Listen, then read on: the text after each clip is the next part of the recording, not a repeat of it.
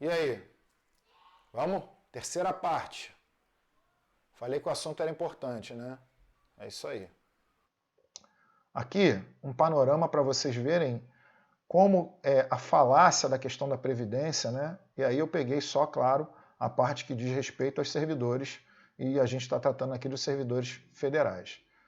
Pensões e aposentadorias só representam 3,75% de todo o orçamento. 107 bilhões. Isso para o governo não é nada.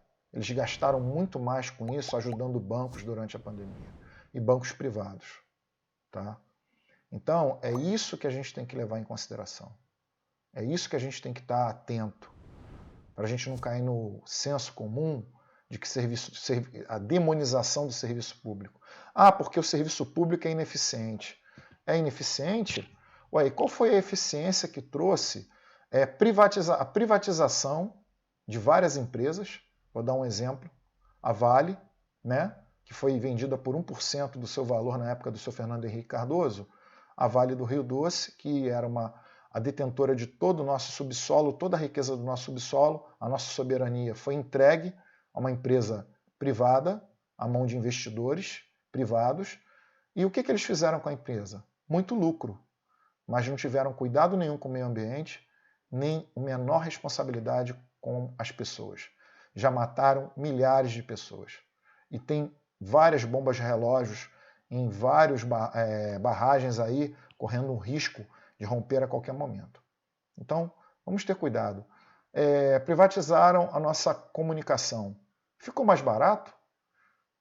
Ficou mais barato? A gente tem um serviço telefônico de internet barato hoje, é muito eficiente, é extremamente eficiente, como nos países lá fora? Não sei. Agora a gente está vendo a Petrobras ser desmantelada. E aí? Será que a gente vai ter preços mais baratos na gasolina? A gente vai conseguir gás natural mais barato? A gente tem que refletir sobre isso. É importante.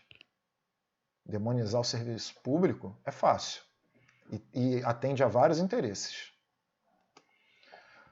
Comparativo de gastos e percentual com a Previdência. Aqui é só para vocês terem uma ideia de novo. Né?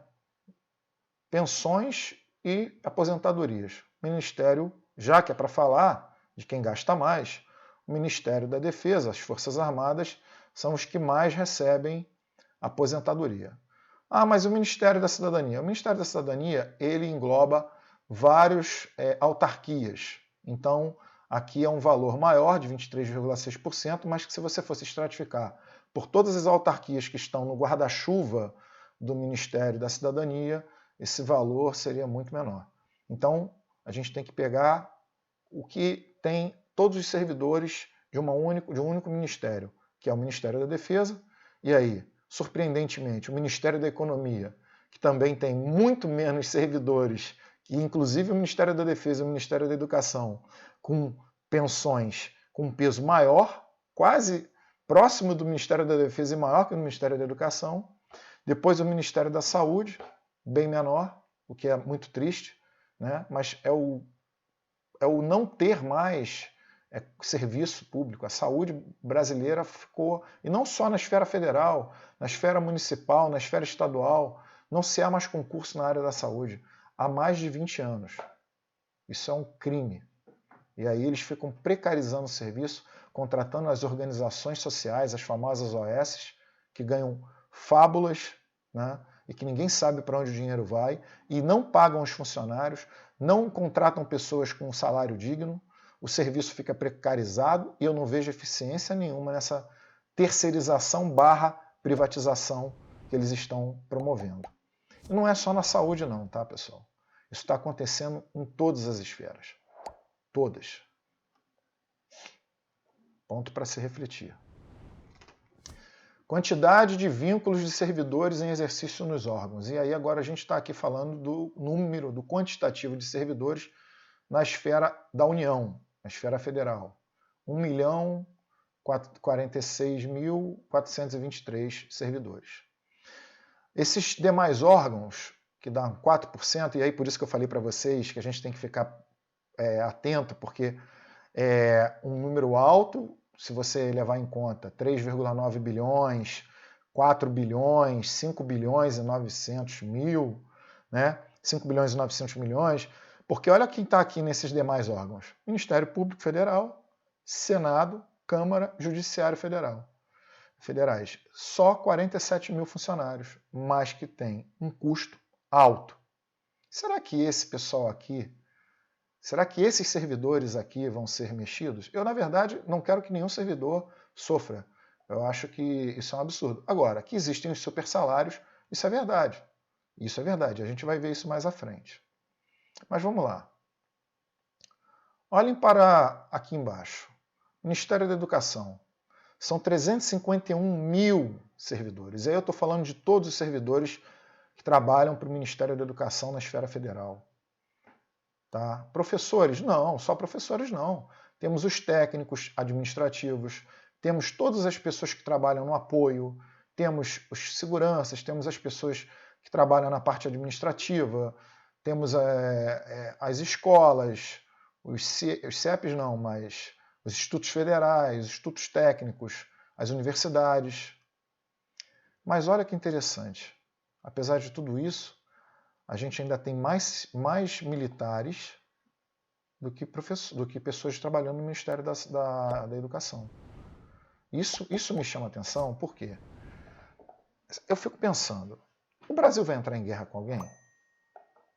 Será que a gente tem condições? Porque as Forças Armadas elas são para proteger o país de conflitos externos, de agressões externas. Tá? É um erro quem acha que as Forças Armadas, aliás, é um erro não, é um crime. É crime quem quer e quem pensa que as Forças Armadas devem atuar dentro do território como polícia, como órgão organizador, como órgão ordenador. As Forças Armadas não são para isso. Elas sequer devem ser chamadas para isso, utilizadas para isso. Elas estão aqui para salvaguardar o território brasileiro de qualquer intervenção externa. Mas o que me consta, o Brasil não pretende entrar em guerra com ninguém. E nem tem condições para isso. Sejamos francos. Né? E aí você tem 387 mil militares, forças armadas, 37%. Mais de um terço do serviço público que estão tão preocupados na esfera federal de militares, forças armadas. Não estou falando de policiais, nem da Polícia Federal, nem de policiais dos estados, policiais militares, nem policiais civis. Estou falando das forças armadas. Para que ficar bem claro, para que depois não venham falar nenhuma bobagem. Aí eu falo, será que nessa reforma administrativa, porque na reforma previdenciária, eles não só ficaram de fora, como foram beneficiados. Poucos sabem disso porque a mídia não divulga, mas eles tiveram um aumento de mais de 7 bilhões de reais em aumentos salariais. O orçamento deles cresceu 7 bilhões só com a reforma previdenciária feita no ano passado para cá. 7 bilhões. Não é pouca coisa. Tá? Muita gente ganhou com isso. E aí? Eles vão entrar na reforma administrativa? Não creio. Continuando. E aí o que eu falei com vocês? Ministério da Economia. Apenas 8,8%, mas tem um peso maior na aposentadoria e na questão de gasto salarial, bem maior que o do Ministério da Saúde, que tem 74 mil funcionários. Aliás, já é uma aberração para mim ter mais servidor no Ministério da Economia do que no Ministério da Saúde. E, de novo, isso mostra as prioridades do nosso país. As prioridades a que são dadas, né, o que se pensa. Por quê? O teto de gastos, a PEC 95, a PEC do fim do mundo, que o seu Michel Temer aprovou, que congela por 20 anos os gastos com saúde, educação, serviços sociais, cultura, transporte, segurança, ela atinge diretamente isso aqui. Ministério da Saúde, Ministério da Educação e assim por diante. Essas são as prioridades do Brasil. Então, tudo isso a gente tem que se perguntar, a gente tem que se questionar, a gente tem que refletir. Tá? Isso é muito importante.